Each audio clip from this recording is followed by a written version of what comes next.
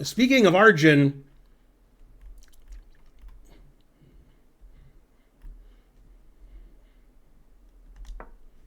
okay, we'll start here, where Arjun's already winning. This game was played today. As you can see, white has a slight attack against the black king. God damn. Okay, Arjun played the best move, e4, best by test, rook f7, queen d2. The engine prefers e5, but that's okay. Queen f8. Now Arjun played an excellent move. He's trying to hit these dark squares. You know, h6 and g7 and f6. So he plays the move d5, getting rid of some of the dark square defense for black. cd. Black can play differently, but it doesn't matter. e5, the best move. Bishop takes h4, and then e6. Now, because white played e6, he's opening up the latent potential of the bishop, which is now actualized potential. And therefore, the h-pawn is hanging because the g-pawn is pinned. Also, the rook is hanging. So the truth hurts. Okay, he played rook f6. Okay, now, in this position, the engine announces mate. It says mate in some number of moves. Let's see if anybody in the chat who isn't using an engine or looking at the game can figure out what move white can make, which leads to checkmate. That was the move that Erigaisi played.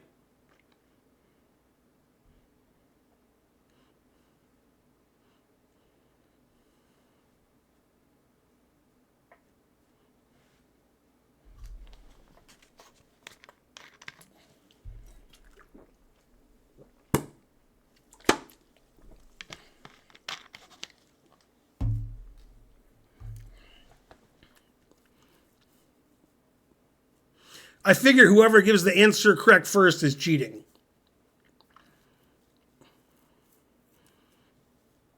Of all the answers on YouTube and Twitch, there's one right answer. We have one right answer followed by an illegal move. I'm not sure if I can give that credit. Why not queen h6? Then pawn takes queen.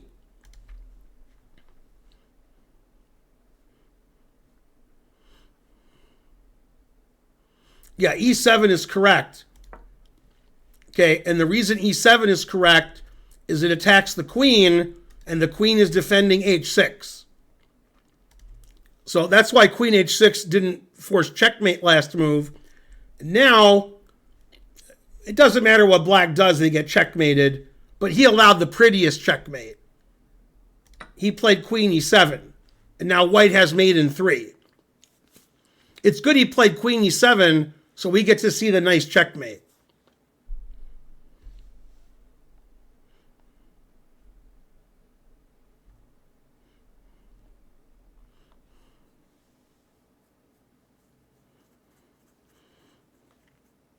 Other GMs don't care about other games. They just care about their game. Yeah, it's queen h6. And if you play king g8, I just do this, and then it's mate in 1. So you have to take, and the rook is pinned. So black played here, and then mate. Proving that Arjun is better than his opponent. I think India was playing Hungary 2 today. The B team. Not as good as the A team. You know, with Mr. T and such.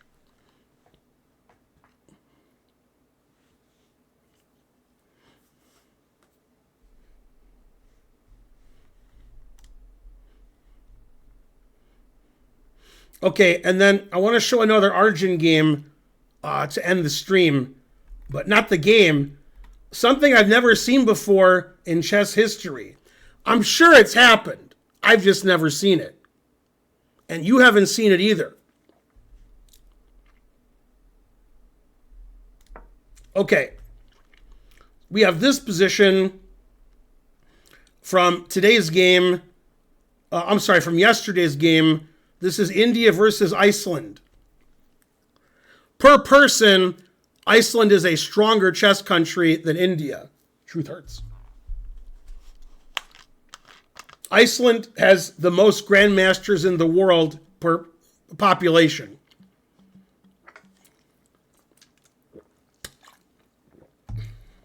The difference in population between India and Iceland, you can't get much bigger than that. It's hard to name two countries that have a bigger population disparity. You could do it, but it wouldn't be easy.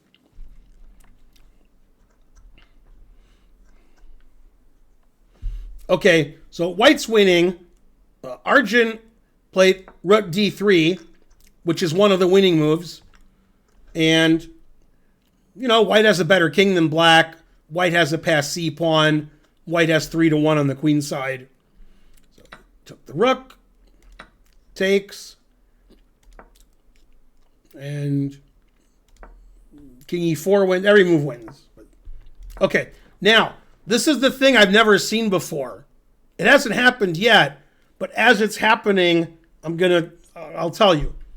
So this is move 33, and Black played g5.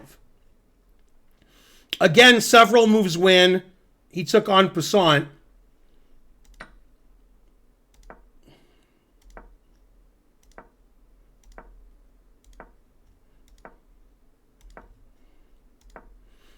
Yeah, it doesn't matter what Black does here. Black's losing.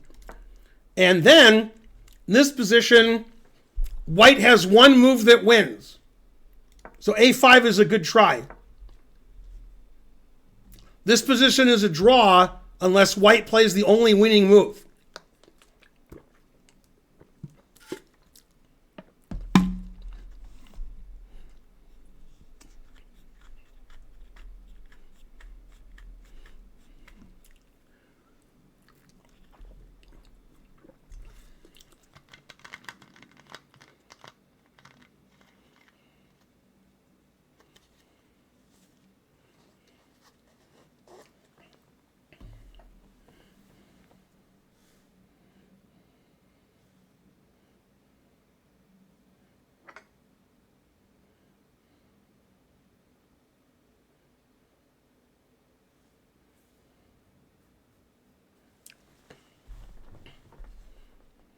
This is why you guys aren't as good as Arjun. I didn't know why. And then I found out why because of this game.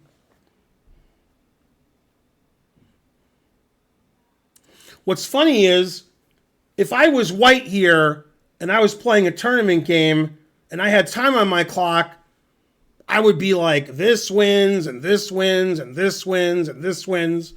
Then I would calculate them and I would be like, nothing wins. What the hell? But there is one move that wins.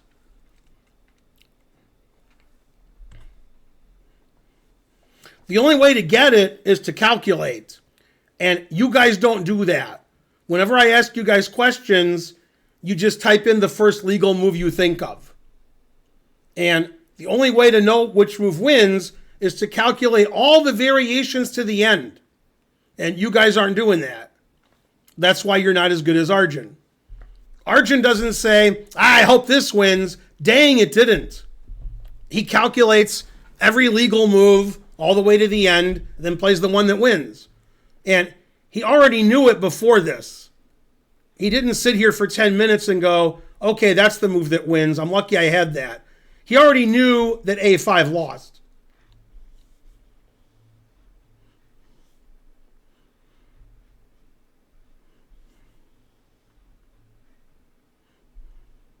No, for you guys to solve this, if the average player watching is 1,300, I don't know, making a number up, you need to calculate for a long time. But when you answer the question in 1 second and hope that your answer is the right move, it's still not right. You're just typing a move in.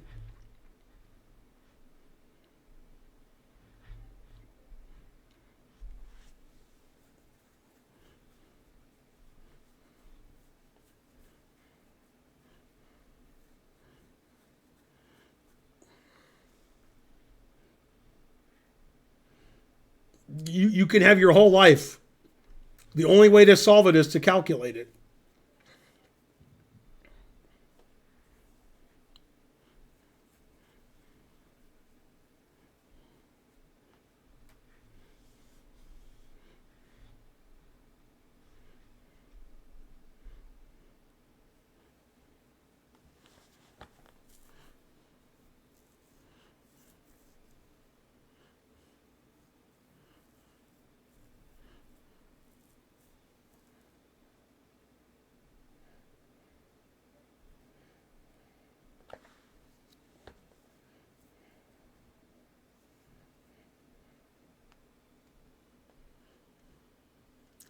What's funny is I told you guys the answer about 7 minutes ago.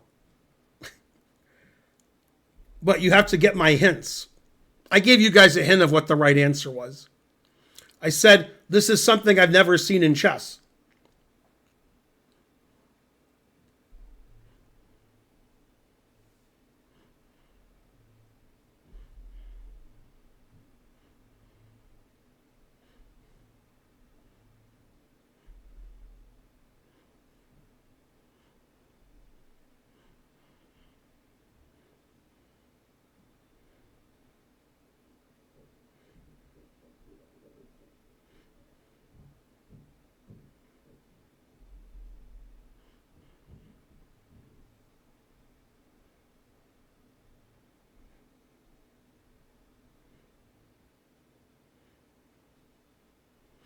I'll give you a hint that should give everybody the answer, but it won't. But it should. You'll agree that it should. If white plays king e4, king c7, king e5, king d7, this is the same position that we had, and now white's not winning. That should give you the answer. Yay, it's Dina. Hey, Dina.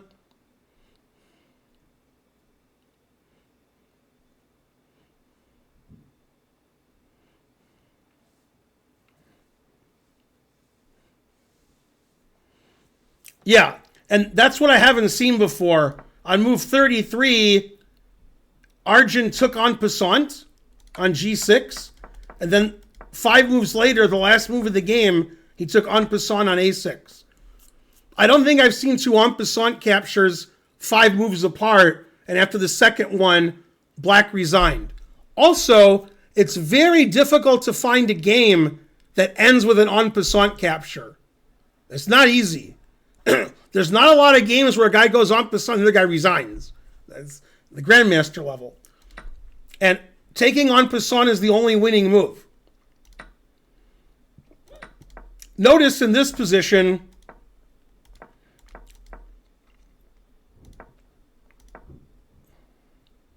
it's funny, there's a 30-second increment. Arjun plays this move instantly, king e5. He plays this move instantly. He plays this move after thinking 30 seconds. And here, he thinks like 40 seconds and takes. He already knew that was winning, but he was double checking. It took him 40 seconds to double check. And the reason this wins is you have to move the king to the c file. Otherwise, I queen. And then I take. I play a7. Play c6 check. Play c7. And I win by 1. If you play here, I queen. And if you play here, I queen with check. And surprisingly, other moves don't win. For example, if you go here and you take and you play b7, then I can play king c7 or take and it's a draw. Because I queen now also. And this is a draw. And king e4 does nothing. I just play king here, king here. That doesn't do anything. King d4 is the same. Just move my king back and forth. Yeah, you have to take en passant. But I like the way he took en passant. Then 5 moves later, he played the only winning move, taking en passant. Have you ever taken en passant twice in a game? The answer is fries. Have you ever taken en passant 5 moves separated? And one of them was the only move that won the game? That's why he's number 4 in the world, and you guys are not number 4 in the world. There's a reason.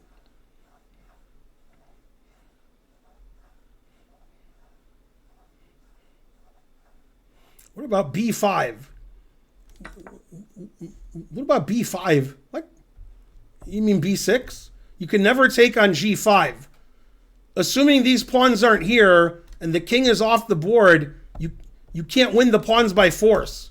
If you play king here, I play E5. These pawns protect each other. You can never take this pawn. Black just moves the king back and forth, and once you play king F3, I play E5. Well known that these pawns protect each other. Only taking en passant wins. Good try. Trying is the first step to failure.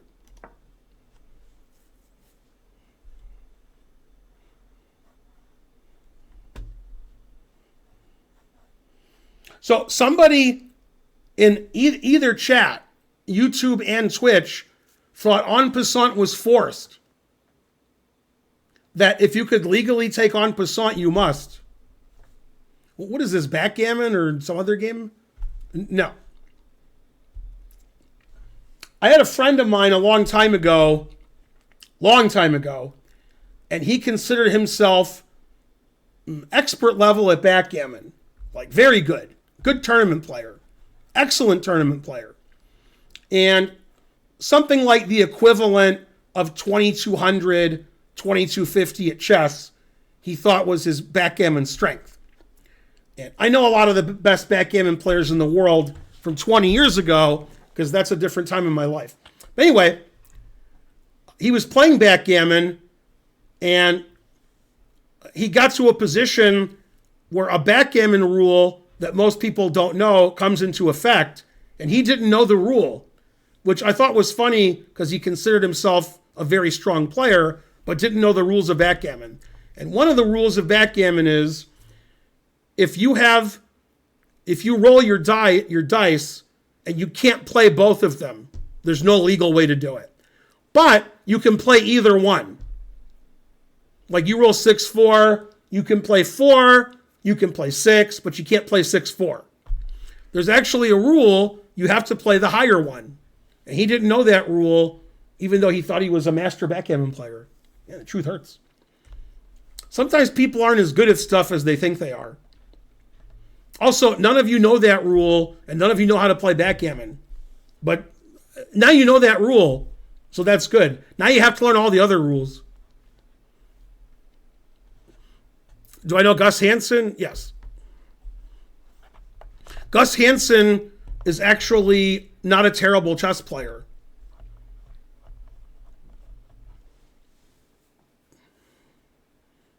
I'm surprised you know Gus Hansen plays backgammon because he's much more known for poker. But he's very good at backgammon. He's not bad at chess. He's better at backgammon and poker than chess, but he's still not a bad chess player. You know, considering. Also, good tennis player.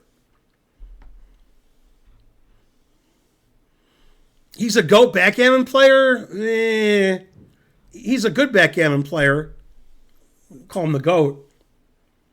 If I have to call somebody the GOAT, which I don't, it's my good friend Falafel. And the only reason is his name's Falafel. Also R.I.P. I hung out with Falafel a lot. He's a very funny guy. He died too young. A mutual friend of ours, Aviv Friedman, said to me, if Falafel has so much money from backgammon, why does he always look like $2?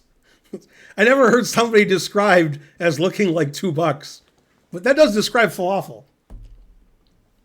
He may look homeless. He may have been homeless. But at some point he wasn't. Yay, 10 cents.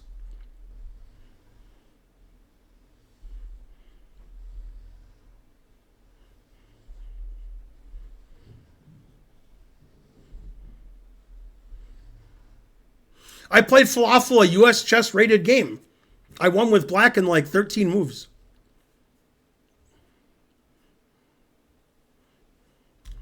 Let's see if I can remember the game.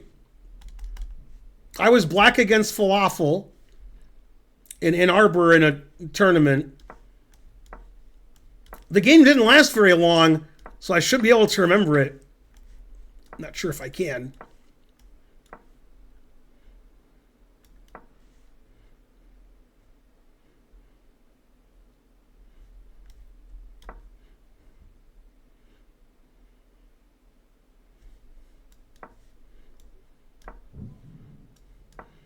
Bishop f3 is a terrible move.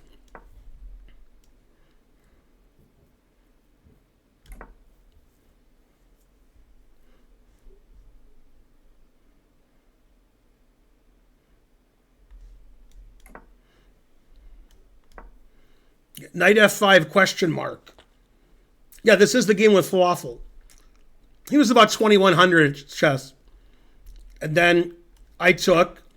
Now he has to take on f5, and then I take, and I'm indirectly defending my bishop, and I'm up a pawn for nothing.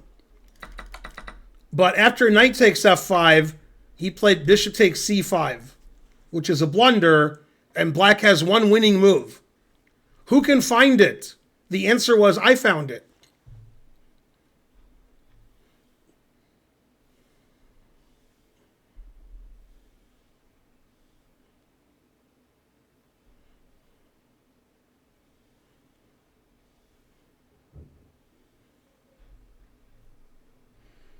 Am I good at backgammon? No.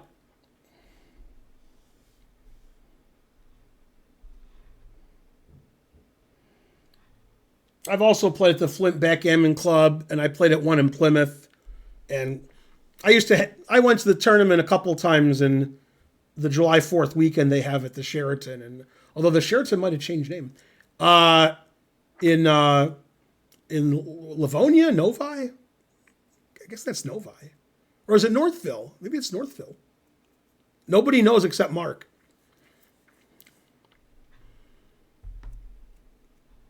Yeah, I knew Peter, Jess Thompson, and Falafel, and some of the guys who play chess or bridge and backgammon. I met, what's his name, a couple times. The guy from the 70s. Paul McGrill. Yeah, he played poker, chess, and backgammon like everybody else I knew.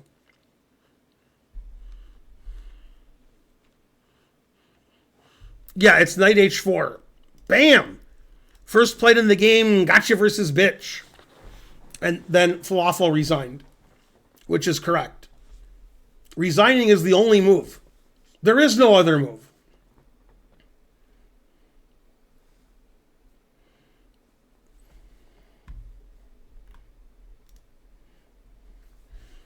That's my one chess game with Falafel that was rated. I played him in some blitz tournaments also. Yeah, he was a very unusual guy.